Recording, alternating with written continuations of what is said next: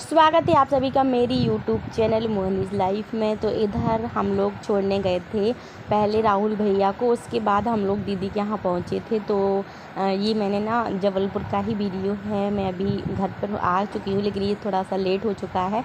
तो इधर ना हिमांशी खिला रही थी दिवीसा को। दिवीसा भी मस्त खुश हो रही थी हिमांशी के साथ खेल कर। हिमांशी मेरी ना बड़े पापा की लड़की है, मतलब मेरी दीदी की लड़की है। और विद्यांश देख रहा था, क्योंकि दिवीसा ना किसी के पास खेलती नहीं है, लेकिन हिमांशी के पास खेल रही थी। उसके बाद हम लोग गए थे इधर बड़े पापा के यहाँ। इधर ही मेरी राजुल दीदी रहती है, मतलब मेरे बड़े पापा की लड़की। तो ये है मेरी जिया जी और जिया जी की बेटी। तो इधर उनको लग रहा था मैं पिक क्लिक कर रही, लेकिन मैं बना रही थी वीडियो। तो इधर हम लोग सब बैठे थे, हिमांशी भी मेरे साथ आई थी और हम लोगों ने पी चाय, वहाँ पर दीदी ने बनाई थी। उसके बाद हम लोग वापस से रात में घर आ चुके थे और ये हो चुकी थी नेक्स्ट मॉर्निंग। तो इधर ना हिमांशी जा रही थी स्कूल। इसका बिल्कुल भी मन नहीं था स्कूल जाने का, बट स्कूल का ना ये गैप नहीं करती है कभी भी। तो दीदी बोल रही थी मेरा मन हुआ पहले कि नहीं जाने दूँ, लेकिन हम लोगों को निकलना भी था। तो ये ना चली गई थी। उसके बाद जैसे ही ये घर आई तो इसने देखा ये रहा आदि दीदी का बेटा है। मैंने इससे बोला बोलो हाय। तो ये ना मुझे देख रहा था, क्योंकि ना जब मैं आई थी ना तो ये सो रहा था और नेक्स्ट मॉर्निंग ये चला गया था स्कूल। तो ज़्यादा ना टाइम ही नहीं इसके पास, मतलब इसके साथ ना टाइम ही नहीं स्पेंड कर पाए। तो ये ना पहचान नहीं पा रहा था। नेक्स्ट मॉर्निंग हम लोग फिर से गए थे बड़े पापा से मिलने।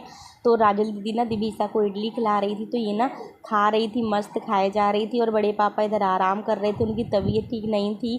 तो मैं ना उनको समझा रही थी चिल करा करो, मस्त रहा करो। तो ये ना मुझे देख रहे थे और साथ में ना मैंने इनके साथ बहुत सारी मस्ती भी की थी, 5-10 मिनट इनको हंसवाया। और दिवीसा मस्त इडली ही खा रही थी और ना राजुल दीदी उसको खिला रही थी।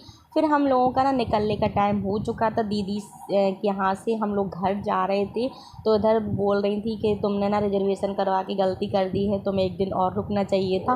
तो हम लोगों को क्या था, घर वापस आना था, क्योंकि मुझे ना उससे पहले ही मैंने बोला था इनसे कि मुझे खजुराहो जाना है।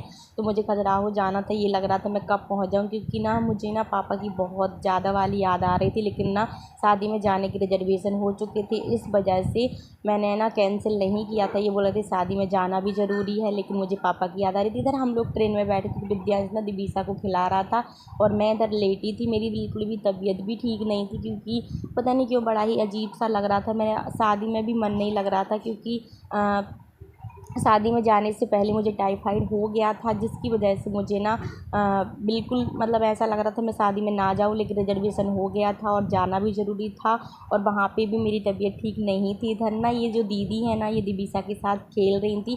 मतलब दिवीसा ना सबके पास चली जाती है, पता नहीं क्यों किसी किसी के पास नहीं जाती। जैसे राशि के पास हुआ, और मेरी जो ननद है दीप्ति दीदी, उनके पास भी नहीं ये ज़्यादा जाती। किसी किसी के पास तो इतना खुद से ही चली जाती है। तो ये जो दीदी थी ना, ये ट्रेन में मिली थी, इसके साथ इन्होंने बहुत मस्ती की थी दिवीसा ने।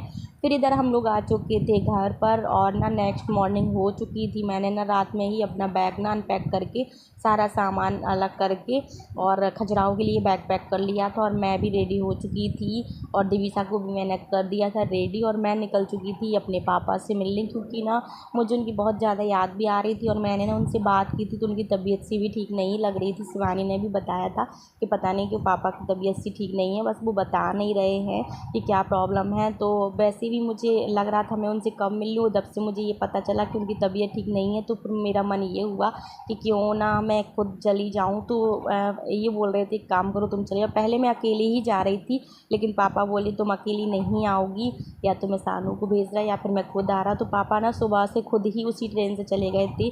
इधर दिवीसा अपने पापा से बाय बोलने के लिए उनकी गोदी में चली गई थी, क्योंकि ना ये ना मुझे रेलवे स्टेशन तक छोड़ने आए थे। और विद्यांश इधर कुछ ना कुछ खाया जा रहा था, इसको चिप्स के पैकेट ना नाना लेके गए थे इधर से। ये जो ट्रेन है ना, ये ना ललितपुर तक जाती है, और ये ही ट्रेन जो वापस है ना वो आती है, मतलब सुबह 6 बजे से 10:30 ललितपुर पहुंचाती है और 10:30 बजे वहाँ से चलती है, तो 3 बजे वापस आ जाती है। मतलब इसका कुछ ऐसा टाइम है कि ये ही ट्रेन वहाँ जाती है और वापस आ जाती है। विद्यार्थ ने अपने पापा से मिल लिया था और पापा से बोल दिया था बाय, क्योंकि ट्रेन चलने ही वाली थी और ट्रेन चल चुकी थी। पापा ने ले लिया था दिवीसा को, और दिवीसा को देख सकते हैं आप, वो कितनी अच्छे से चिपकी हुई है अपने नाना से। तो वहाँ से हम लोग चल दिए थे, मतलब ना पापा घर पर नहीं गए थे, वहीं ट्रेन में ही बैठ रहे। मतलब 3 घंटे उनको जाने में लगे थे, 3 घंटे आने में।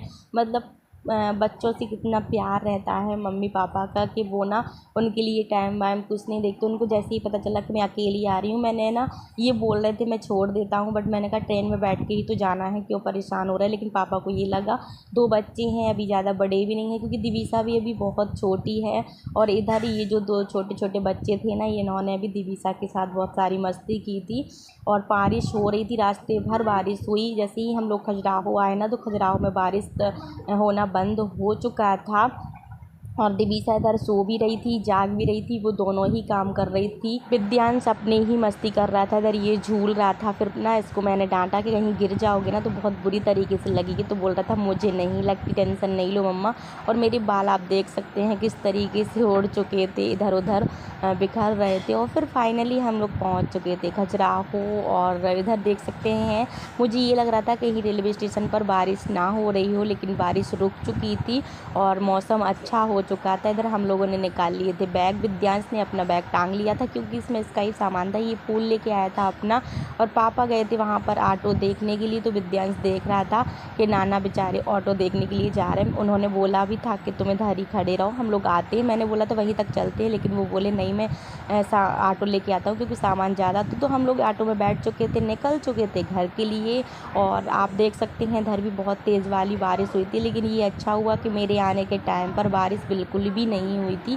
मतलब कुछ देर तक बारिश तो रुकी रही। जब हम लोग घर पहुंच चुके थे उसके 10-15 मिनट बाद इतनी तेज़ बारिश हुई, मतलब वो दोबारा से बारिश आ चुकी थी। तो मैंने ये पापा से बोला ये अच्छा हुआ कि हम लोग घर आ चुके, उसके बाद ही बारिश हुई।